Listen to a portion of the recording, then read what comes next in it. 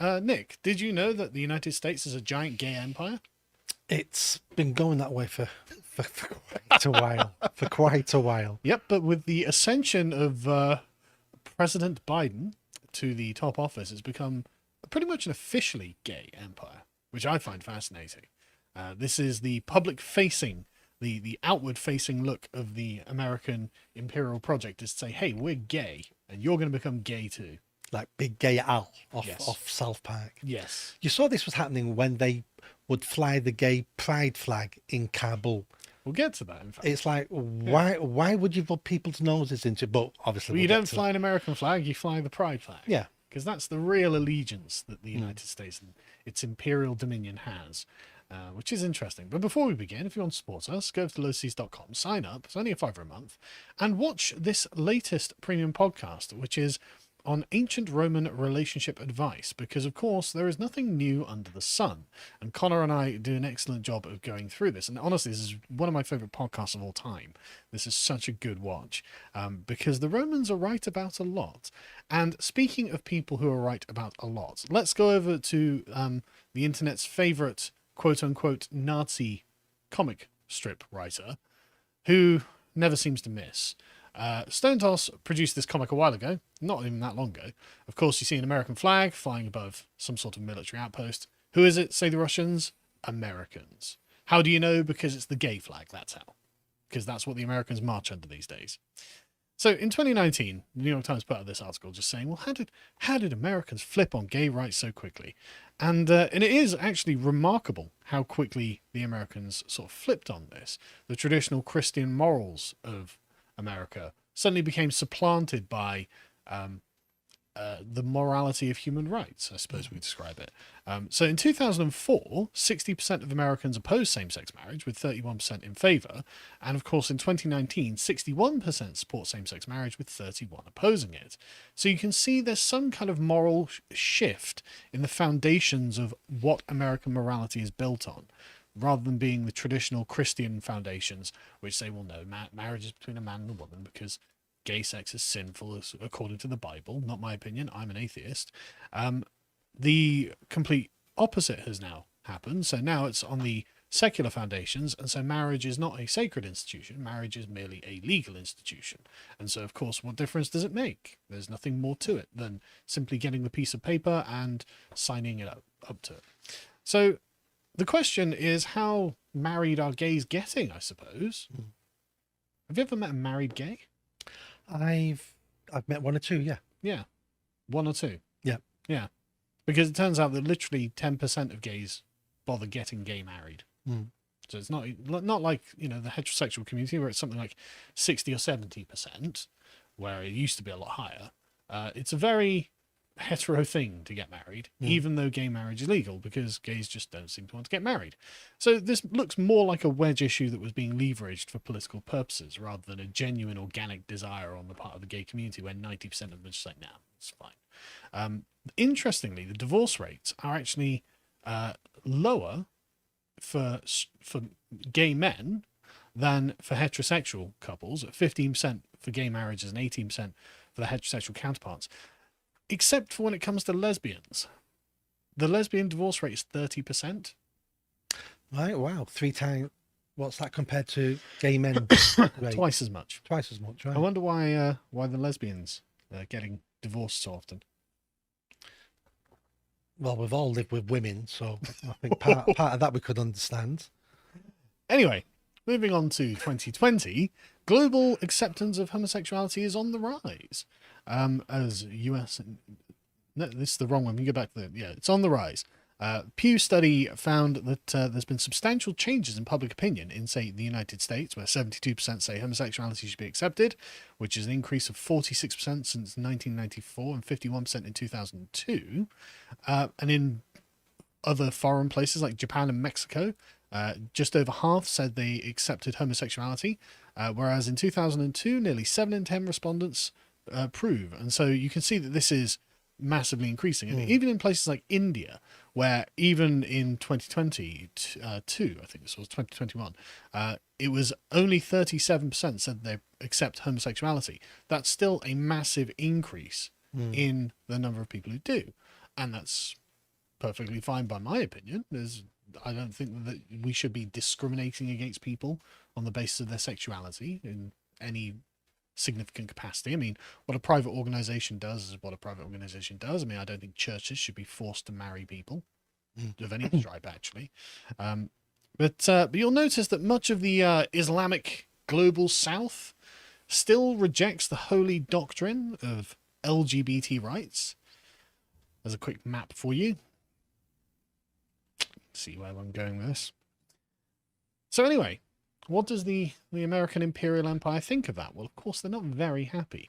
We go to the notorious Council on Foreign Relations to have a look at their opinion on it. For example, they'll say, well, the global campaign to secure protections for lesbian, gay, bisexual, transgender, queer, and other LGBTQ plus people has made significant progress in recent decades, especially in the realm of marriage equality. So you can see this isn't just something that they think, well, that's good. They're actively on the march. We need to have gays everywhere, getting married everywhere, regardless. It's more than that. Yeah. It's the T in the Q, and then mostly it's that plus at the end. Exactly. So this isn't just about being gay. No. It's about so much more than that. Yes.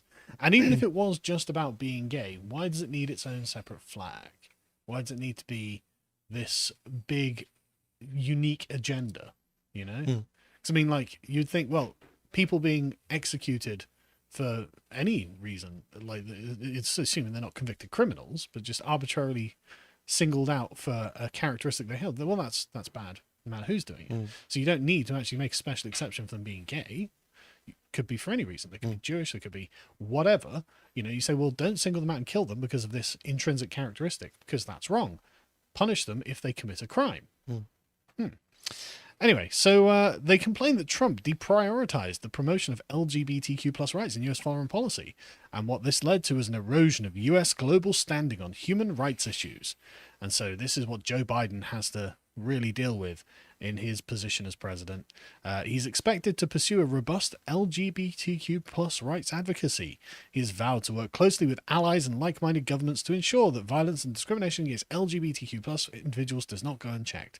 The Biden administration could, for instance, confront illiberal crackdowns in Eastern and Central Europe, targeted harassment by law enforcement in the Middle East, North Africa, and Sub-Saharan Africa with sanctions, while also expanding asylum protections for LGBTQ individuals seeking refuge in the United States. I mean, this is actually a campaign of gay imperialism. Yeah. And then you wonder why so many countries, especially in the Middle East, chant, you know, America is evil. Yeah. I mean, America is Satan. How yeah, I mean, like, legitimately, how far away from an invasion of Iraq is Joe Biden to liberate the gays? Like, okay, weapons of mass destruction, not that bothered about that, you know? No, we need to go in there to save their gays. You can see the rhetoric building. Now, Joe Biden did campaign on a promise of gay imperialism as well. I mean, as you can see from his campaign website, the Biden plan to advance LGBTQ plus equality in America and around the world. This is all over the place. As president, Biden will stand with the LGBT plus community to ensure America finally lives up to the promise on which it was founded, equality for all. Yeah, okay, the promise that America was founded on. But does that mean that the promise that America was founded on is every other country around the world has to commit to this? And what does that do for diversity? Great You're question. not very diverse when you're imposing all your views and morality on the rest of the world. Especially when your version of morality is to specifically, essentially undermine the Abrahamic religions. Because like them or lump them, you know, they have their view on homosexuality, and it's pretty consistent across the religions. Well, we've destroyed Christianity now, so now they're looking at Islam, and they're going to have a bit more of a fight with Islam. They probably will. I imagine the Muslims will be less amenable to liberal arguments, shall we say. But he will provide the moral leadership and to champion equal rights for LGBT plus people to ensure our laws and institutions protect and enforce their rights and advance their equality globally. And of course, Joe Biden does not just talk on this issue. This is one of those things that Joe Biden has actually taken serious action on. I mean, for example, his administration, as Japan noted, is basically a gay administration. Like, he's got the record number of LGBTQ plus QI plus officials.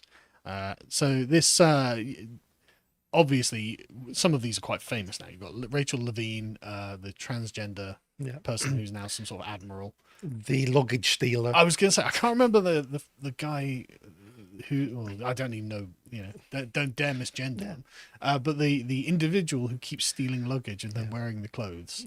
The nuclear. That nuclear was funny advisor. when that black woman was on TV going, "That's my dress." It's so inclusive, you see. It's so inclusive. And in February 2021, it was when Biden actually began the campaign of gay imperialism.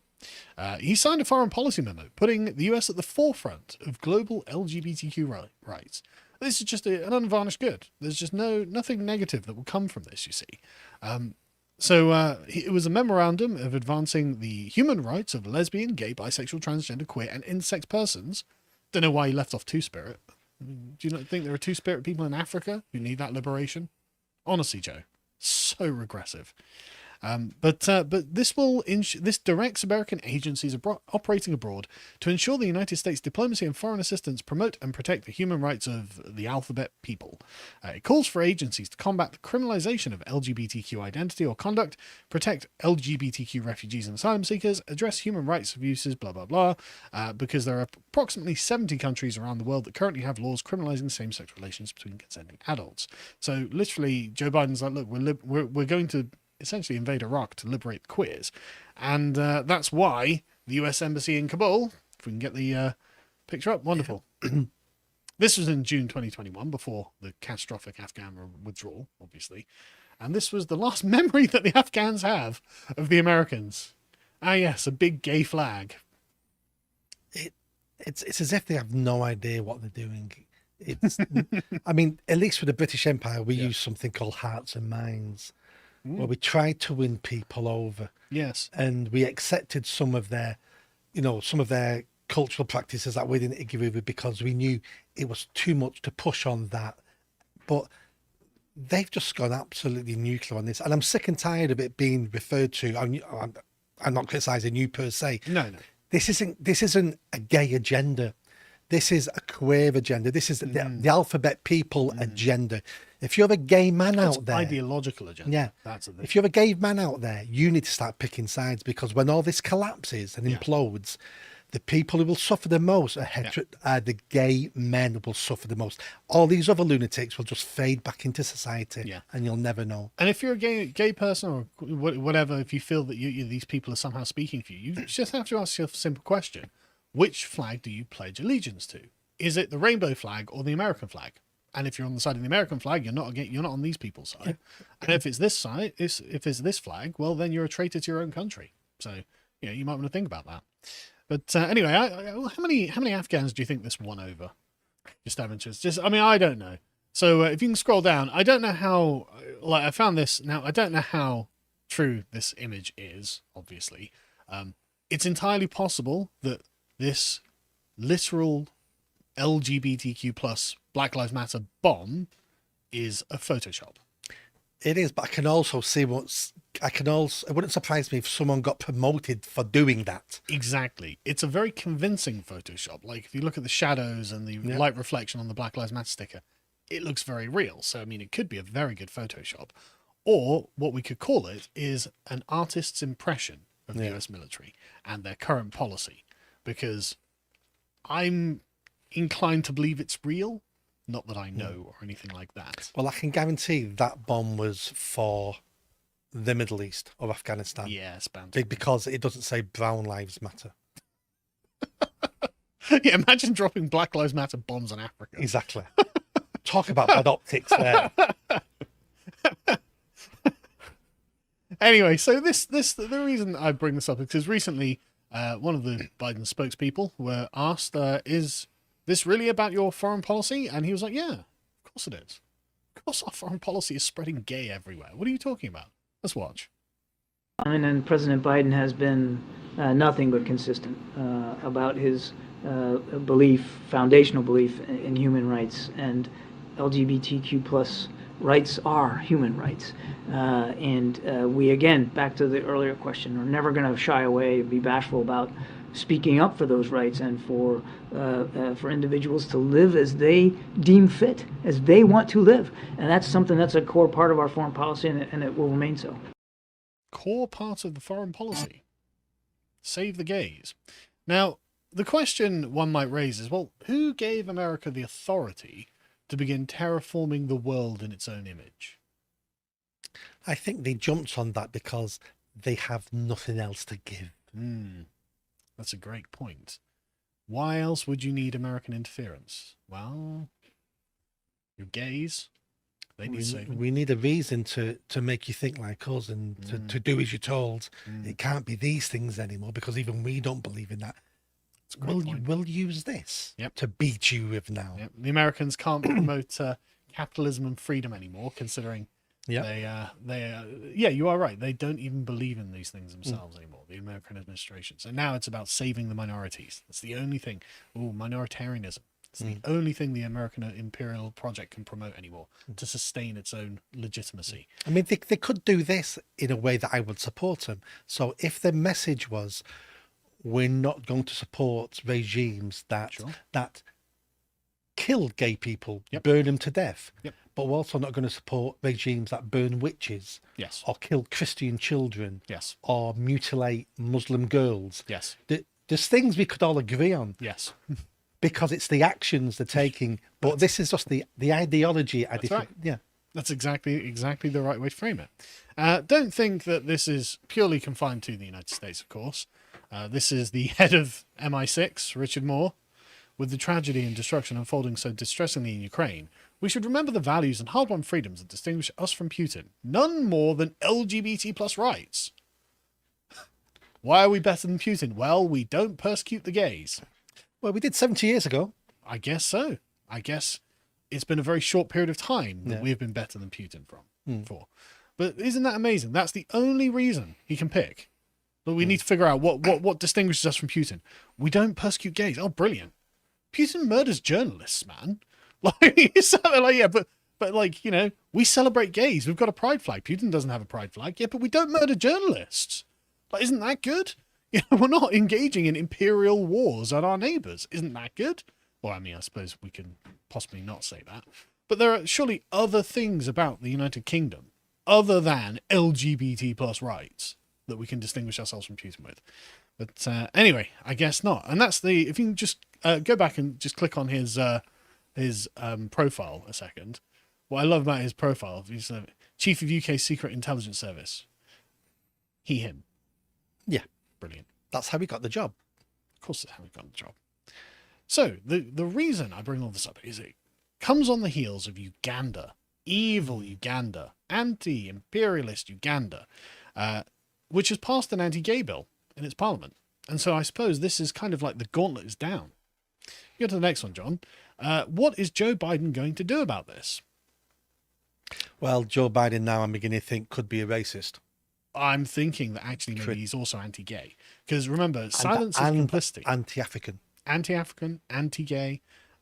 Just someone who is watching a gay genocide taking place right now and is complicit with it. He's not even going to invade Uganda. He's not going to liberate the country for the gay imperial agenda. Why not? I can't even imagine. It's literally the forefront of his foreign policy. It's all that America's interaction with the world revolves around. And yet, in the face of that, Uganda has passed a bill that has criminalized people identifying as LGBT and puts them in jail for 10 years. No, I mean, I think that's immoral. I think that something must be done. Surely, Joe, if this is literally all you care about, or, now forgive me for being cynical here, it could be that this is literally just the last gasps of the American imperial regime that can't find legitimacy anywhere else.